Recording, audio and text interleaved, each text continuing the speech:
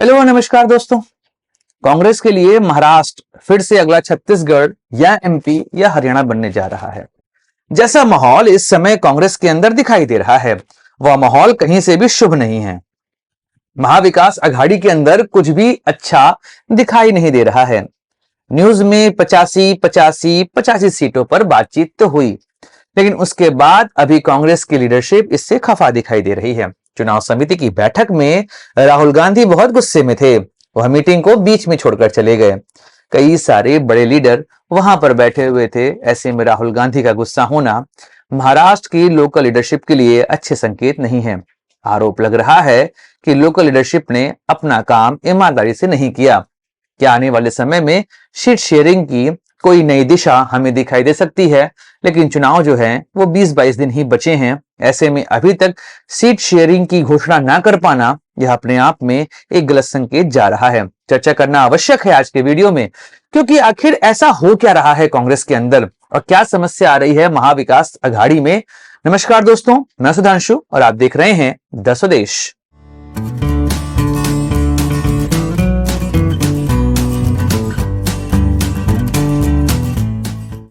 दोस्तों, कांग्रेस स्ट्रैटेजी अच्छी है। उन्हें पता है कि चुनाव हारते कैसे हैं।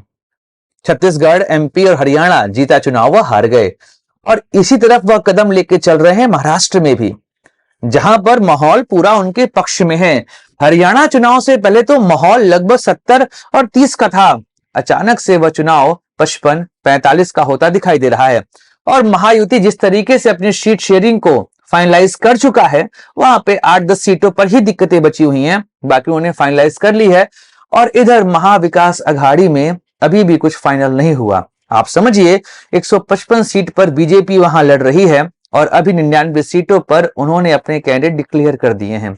वहां पर उन्होंने ध्यान भी रखा है कि सामाजिक जो गुणागणित है कि किस जाति को, किस लिंग को कितना हमें सीट देना है, यह सब उन लोगों ने वहां पर निर्धारित कर लिया। यहां तक कि शिवसेना शिंदे ग्रुप और एनसीपी अजीत पवार ने भी अपने कैंडिडेट्स की घोषणा कर दी है। कुछ सीटों पर बहस बची हुई है, आने वाले समय में उसको भी लोग शॉर्ट आउट कर लेंगे।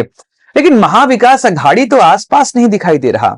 आज तारीख हो चुकी है 25 और अभी भी सीट शेयरिंग को लेकर कोई खास खबरें नहीं आ रही हैं। हाँ, यह खबर 2 दिन पहले आई थी कि इन तीनों पार्टीज के बीच में सीटों का बंटवारा हो गया है। 288 सीट की विधानसभा में 85 कांग्रेस, 85 शिवसेना और 85 शरद पवार चुनाव लड़ेंगे और बाकी बची 33 सीटों को दिया जाएगा सहयोगी पार्टियों को। लेकिन राहुल गांधी इस बात से काफी खफा रहे। कारण है कि विदर्भ और मुंबई के क्षेत्र, यहां की कुछ सीटों को कांग्रेस ने शिवसेना उद्धव ठाकरे को दे दिया है, जबकि हर कोई जानता है कि विदर्भ के क्षेत्र में शिवसेना की पकड़ उतनी मजबूत नहीं है। फिर भी उन सीटों को दे दिया गया उद्धव ठाकरे को। यहीं से तो बवाल शुरू हो रहा है। कांग्रेस आखिर ऐसी दिक्कतों में फंसती क्यों है, क्यों वह ऐसा काम कर रही है? देखिए, पहली बात तो एक चीज समझते हैं कि राहुल गांधी वर्तमान समय में कांग्रेस के सबसे बड़े लीडर हैं, लेकिन अभी भी उनकी पकड़ कांग्रेस पार्टी में उतनी मजबूत नहीं है। इसके पीछे का मुख्य कारण है राहुल गांधी अभी भी अपने पीए से घिरे रहते हैं। कई सारे पीए उनके पास हैं, उनसे वो घिरे रहते हैं, उन्हीं की बातें सुनते हैं। वह लोकल लीडरशिप से डायरेक्टली कांटेक्ट नहीं करते। यहां तक कि लोकल लीडरशिप अपना प्रभुत्व राहुल गांधी पे स्थापित करते दिखाई देती है। हमारे पास चाहे छत्तीसगढ़ केस हो, जहां पे भूपेश बघेल ने एक तरीके से कांग्रेस के पूरे मोमेंटम को हाईजैक किया था, कमलनाथ ने मध्य प्रदेश को हाईजैक किया था और हरियाणा में भूपेंद्र सिंह हुड्डा ने पूरे कैंपेन को अपने कंट्रोल में लिया था। आप राजस्थान भूलिए, जहां पर अशोक गहलोत और सचिन पायलट के बीच में मची रार 5 साल तक नहीं संभाली गई। कई बार मनमुटाव की खबरें बाहर आती रहीं। कई बार लगा कि सचिन पायलट कहीं नए ज्योति सिंधिया न बन जाए और वह बीजेपी में शामिल ना हो जाए, पर उसको कंट्रोल किया गया। लेकिन वहां पे राहुल गांधी से अधिक बात मल्लिकार्जुन खड़गे की मानी गई। महाराष्ट्र में भी यही चल रहा है। अभी महाराष्ट्र की जो मीटिंग हुई उसमें विदर्भ के क्षेत्र को देखने वाले बाला साहब थरोट, उनसे पूछा गया कि आखिर आपने शिवसेना को यह सीटें क्यों दी।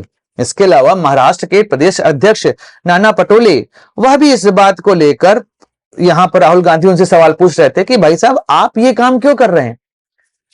जो महाराष्ट्र के चुनाव प्रभारी है रमेश चेन्नीथाला, वह जवाब नहीं दे पा रहे हैं। केसी वेणुगोपाल का यहां पर भी इंटरफेयर दिखाई दे रहा है। देखिए, केसी वेणुगोपाल के ऊपर हरियाणा चुनाव में आरोप तो लगे हैं, इसके बाद भी अभी केसी वेणुगोपाल जो हैं वह महाराष्ट्र के चुनाव में अपने रोल को प्ले कर रहे हैं। राहुल गांधी को खबर पहुंचाने में उन्हीं का योगदान है। याद करिए सोनिया गांधी का वह दौर जब अहमद पटेल सारा पॉलिटिकल मैनेजमेंट किया करते थे। एक अच्छे राजनीतिज्ञ थे, उनको पता है कि क्या करना था। राहुल गांधी वर्तमान समय में ऐसे किसी भी राजनीतिज्ञ से नहीं घिरे हुए हैं। नए जितने भी नेता हैं उनका इस समय कोई भी नाम लेवा नहीं है कांग्रेस में। आज भी कांग्रेस अपने उन्हीं पुराने चेहरों के साथ आगे बढ़ रही है। अगर वह महाराष्ट्र में नए चेहरे को आगे बढ़ाएं तो उससे शायद फायदा हो सकता है। अगर यह काम वह एमपी में किए होते, अगर ज्योतिरादित्य सिंधिया को आगे रखे होते, मध्य प्रदेश में कांग्रेस की ये गत ना हुई होती।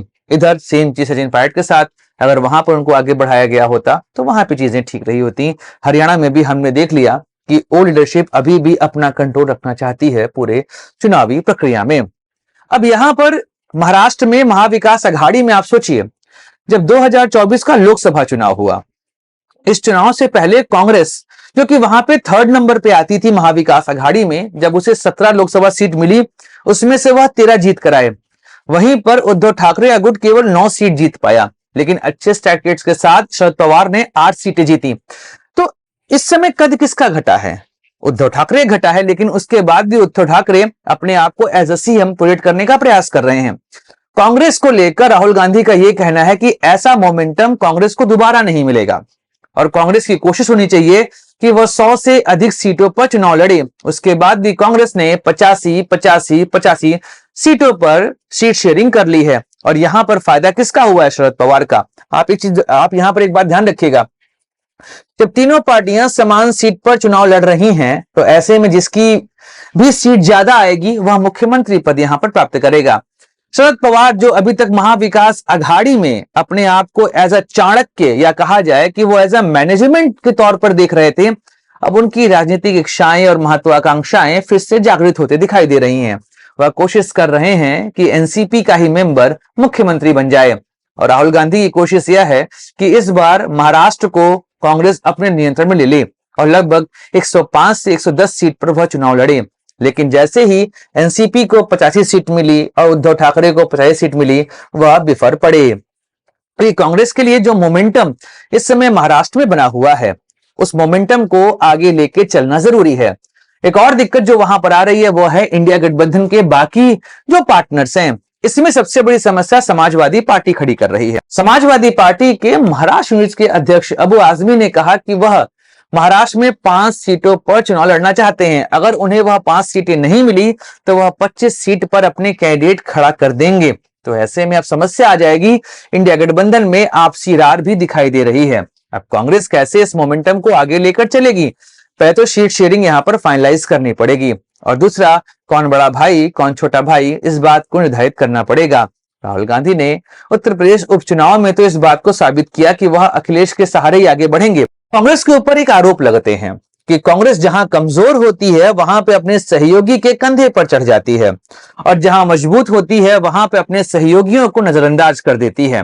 ऐसे में महाराष्ट्र में अभी तक कांग्रेस कमजोर थी तो वहां पर वह अपने सहयोगियों के कंधे पर चढ़ी हुई थी, लेकिन अब कांग्रेस वहां पर मजबूत होकर उभर रही है। ऐसे में वह कोशिश कर रही है कि बाकी सभी उनके जो पार्टनर्स हैं उनको नजरअंदाज कर दिया जाए। छत्तीसगढ़, एमपी और हरियाणा इसका सबसे बड़ा एग्जाम्पल है। महाराष्ट्र में अब कैसे राहुल गांधी इस चीज को लीड करेंगे यह तो समय बताएगा, लेकिन उनका गुस्सा जायज है। बाकी समय बताएगा कौन जीतेगा चुनाव। दोस्तों वीडियो समाप्त करते हैं, मिलेंगे अगले वीडियो में, चर्चा करेंगे राजनीतिक मुद्दों की। Like share subscribe the channel. जय हिंद, वंदे मातरम, भारत माता की जय।